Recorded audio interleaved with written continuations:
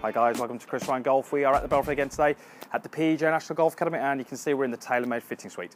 We're going to do a video looking at the setup, and we're going to look at more specifically the weight distribution, how we should position ourselves to give ourselves the best chance of making good swings, obviously hitting good shots.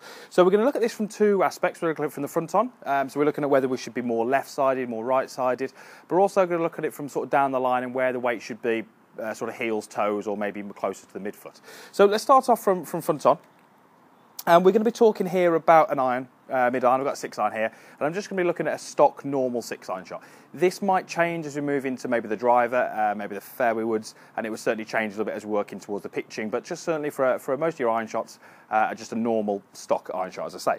So my preference would be to set ourselves up with a little bit more weight towards the lead leg. So in my case, that's my left leg. And when I say a little bit, we're talking about 55% of weight onto our left side, leaving 45% of weight onto our right side. Now, that's all well and good, but we need to make sure we're doing it in the correct way, because if we do it in the correct way, that gives us the best chance of utilising the body correctly in the golf swing. We see lots of golfers out there who adopt a poor setup, and that really limits how well they can use the bigger muscles in the golf swing, and that can affect the direction, the distance, the consistency, all those kind of things. So let's just take a setup to this golf ball. I'm going to try and put myself in a position where I'm nicely balanced. I'm 50-50, that's what I'm going for here. Okay, so if I've got to get a little bit more weight into that lead leg, how can I do that? Well, there's two real ways we can do it. Obviously, one's going to be correct and one's going to be incorrect. What we don't want to do is simply just feel like I move myself to the left. What I've done there is I've applied a little bit more weight through my left side, but I've done that in the wrong way. Okay, you're not going to see many good golfers starting from here. What we do want to do is from a neutral position where we're about 50-50, is feel like the lead hip, so in this case it's my left hip, gets a little bit closer to the target and a little bit higher. So we're just going to feel like I just make a little bit of a bump across. Okay, we should hopefully see there that that little move hasn't created any movement in my head. I've not moved my head with it. My head has stayed in the same place. What that will do is it'll actually just set a little bit of angle in the hips, and it will start to set a little bit more weight through that lead side at setup, okay? That's going to help us get the handle a little bit more forwards, and we're going to see lots and lots of good players adopt this position. So what would I tend to see? I don't tend to see many people naturally doing this. I tend to see naturally more golfers setting a little bit of weight on the right side. I believe the right hand being lower than the left hand on the club drops the right side down, and it tends to shift people away from the target. So I see a lot more golfers starting in this position, and if there's 50-50, we would like to see golfers starting more from this position where it maybe looks as if there's a little bit more weight on the lead leg. So if you can adopt those starting positions, I think that's going to probably help you with the contact, and I say it's going to help you use the body correctly in the golf swing, and that's going to give you some better distance, better consistency. So what about the different angle? So we're looking at it from sort of down the line, and we're looking at whether the weight should be through the toes, through the heels, or whatever it may be from there. So again, what I would tend to see naturally isn't maybe what's correct. I would like to start feeling that the weight is kind of pretty much in the midfoot, okay? So it's not really favouring the toes or the heels, it's around about in the midfoot here.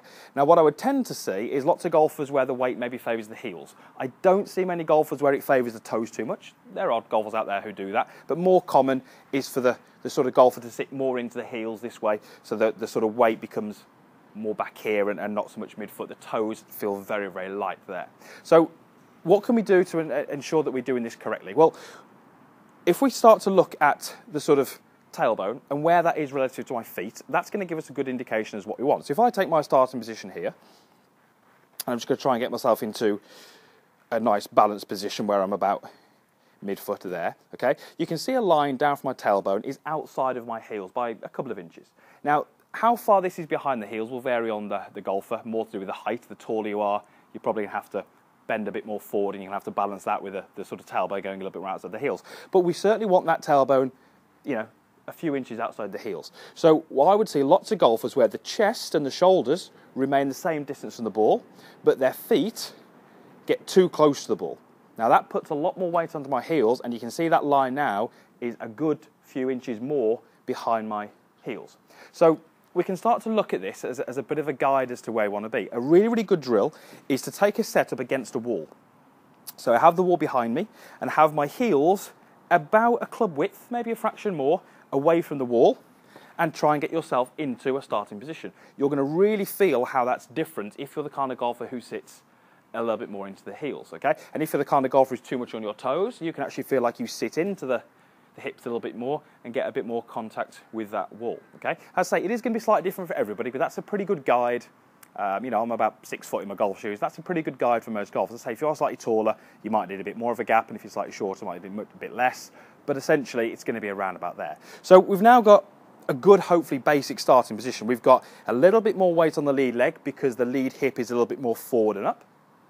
And we've got good weight distribution between heels and toes because we're making sure our tailbone is in a good relationship with our heels. It's not getting too far out this way, or it's not getting too much onto the toes that way. Another little drill from here to start to feel where that is would be to get yourself set up, remove the ball, and then just rock between heels and toes. Okay, so that's my heels, that's my toes, and just try and find that midpoint. There's that point where it's not too much on the toes, it's not too much on the heels. That puts and engages my legs and all my muscles around there.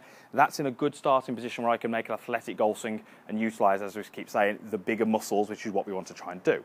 So check your starting position. You know, use a mirror. A reflection is good. If you can video your golf swing, that's really useful too. You can start to look at these things and have a look at what you're doing and whether you think you need to make any changes to make that setup a little bit more orthodox, which will hopefully make you hit some better shots. So let me go ahead and hit one.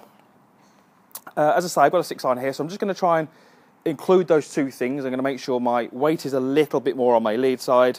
I'm going to make sure that the weight is nicely balanced in heels and toes. And from there, I should be able to make a pretty balanced golf swing.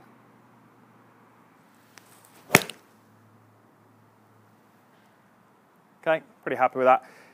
Golf swing felt pretty good in balance, and that's always a good sign that we started in good balance and maintained our balance. So hopefully that helps. Hopefully that's going to put you in some better places on the driving range. Make sure you're checking your setup.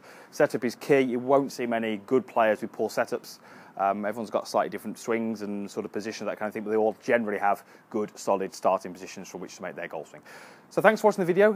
Go to the driving range, give it a go. Hope it helps. And please post any comments down below. I'll do my best to respond to as many as I can. Anything you want me to do a video on, please pop that down below. And if you haven't done already, please subscribe to my channel. I'm putting videos up weekly, different topics, different content, all geared around obviously making you play better and enjoying the golf a little bit more. So as I say, if you haven't already subscribed, please do so, and we'll see you again soon.